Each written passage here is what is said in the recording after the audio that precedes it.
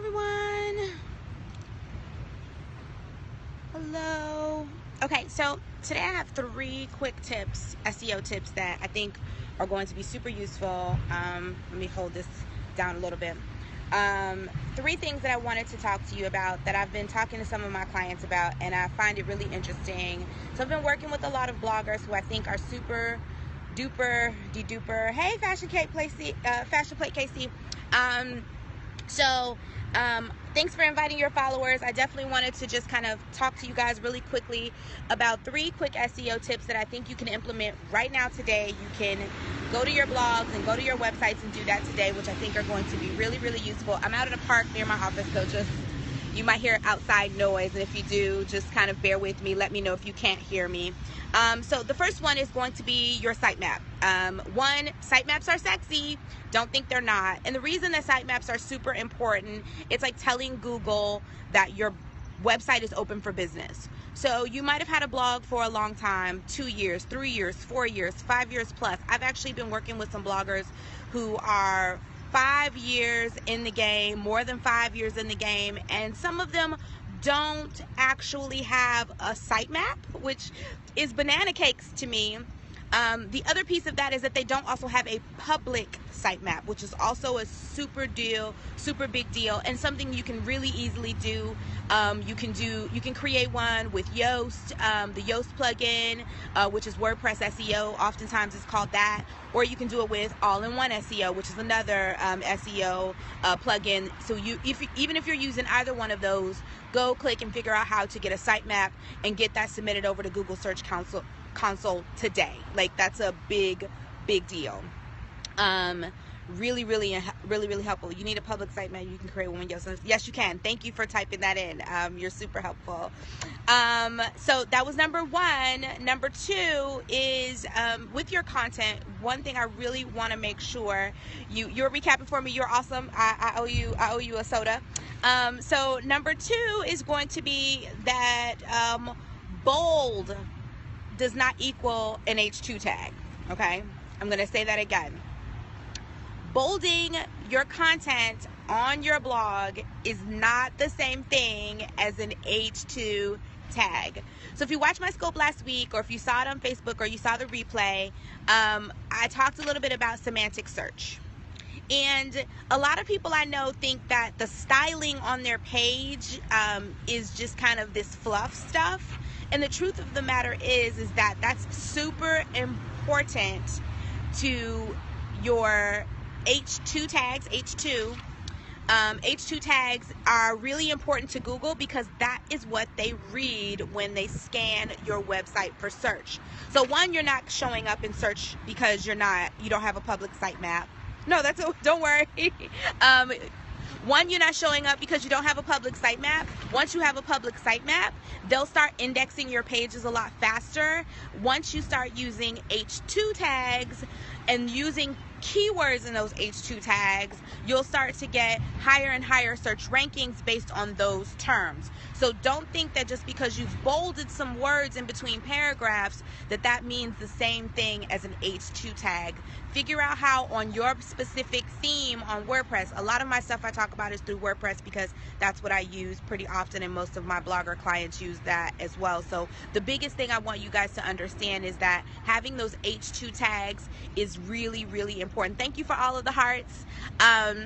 And thank you for sharing. So the other piece of that is making sure that you have those H2 tags, and even H3 tags. You don't need them all the time, but you definitely need to make sure that you have H1 and H2. Cool?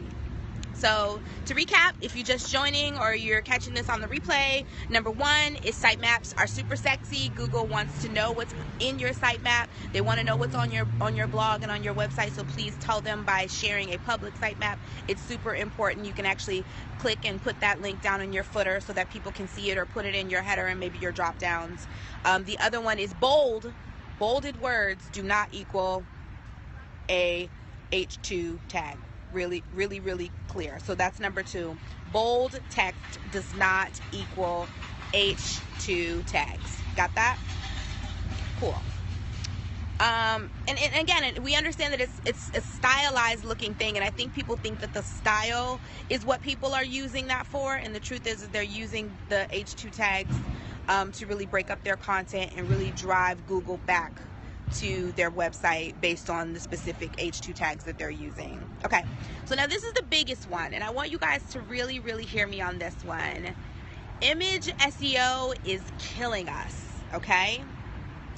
Image SEO is so important.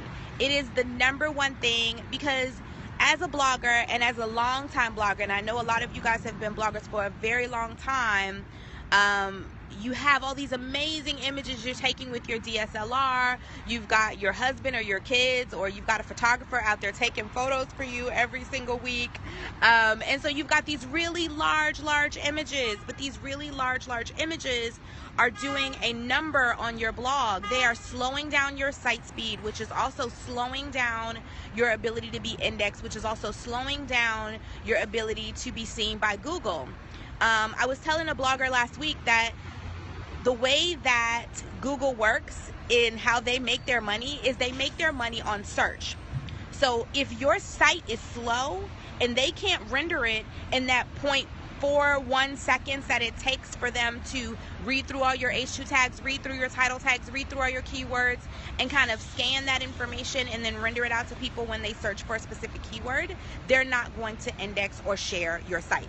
And the reason they're not going to index or share your site is simply because it takes them way too long to render that site, and it takes them way too long to load that site. So if you have large images are amazing if you're going to print them out or put them on a billboard, but definitely not the same thing as having images that are used for web size. So think about the size that is optimum for your theme, and think about the largest size you need for that theme, but also think about all the work that's being done on the back end when you have these pixels that are 3,000, 4,000 by 3,000, or 1,200 by 8,000. All these huge images, these pixels are really making your optimized site very hard to be responsive, and it's slowing it down. So when I'm looking on a mobile device, if it takes me more than 2 or 3 seconds, Google's going to ding you for that. So that's a big thing that I really want you guys to figure out. So in recapping all of this really quickly, and I'm going to share this in a replay, I'm going to share this on Facebook, so if you guys want to catch me on Love SEO, you can go ahead and do that over on Facebook again. So 3 things I want you guys to realize is, 1, again, my name is Therese Baskin, and I'm the owner of Love SEO, which is a great, well, I think it's great. You may not think so, but that's fine. No, I'm just kidding. Love SEO is a really solid place to find out for bloggers and influencers how to use SEO and how to use it for real world, the real world stuff. I know you guys don't know this stuff, but I work with large brands and they don't know it either, so don't feel out of place. But truth of the matter is, let's go over those 3 things again. The 3 things are: 1, get you a public sitemap. Sitemaps are super sexy. Number 2, H2 tags are not the same as bold. Actually, H2 tags are super more important than bolded text in your content. And then the other one is going to be your image SEO. So making sure that you're really sizing your images to the optimum size for your site, that you also have a responsive theme that resizes them for mobile, but don't make them have to do the work of compressing. So that's the big key. I hope this was super helpful. Please share it out to your friends. Again, my name is Therese Baskin. You can find me at Therese Baskin on Twitter, or Love SEO on Facebook and online. Thank you guys for joining, and see you around the net. Love you. Bye-bye.